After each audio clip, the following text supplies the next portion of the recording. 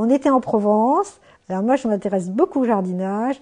Donc j'avais fabriqué une bouture de romarin qui était un peu maigrichonne comme ça.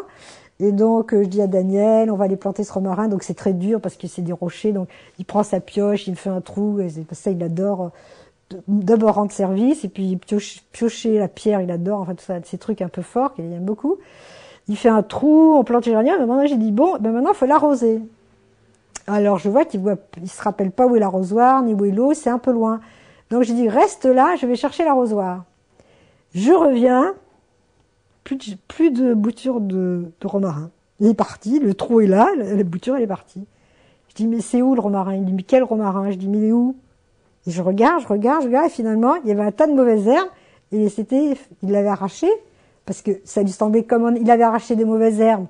C'était pour lui une mauvaise herbe aussi, donc il l'avait jeté dans le tas de mauvaises herbes. Et là, je me suis sentie complètement désespérée parce que ça faisait 3/4 d'heure qu'on était en train de planter ce romarin. Alors, j'ai repris cette bouture qui était à moitié amochée. Et je l'ai replantée. Et je voulais pas qu'il s'en approche parce que j'ai l'impression que s'il s'approchait, il allait encore l'enlever. Et je me suis sentie totalement désespérée. Et en fait, parce que j'avais pas compris de façon radicale l'histoire de la confusion. Car entre une mauvaise herbe qui est comme ça grande, et un bout de romarin qui est comme ça grand, pareil, et qui a la même couleur en plus, et il n'y a pas de raison de voir que c'est... Eh bien, pour lui, c'est pareil.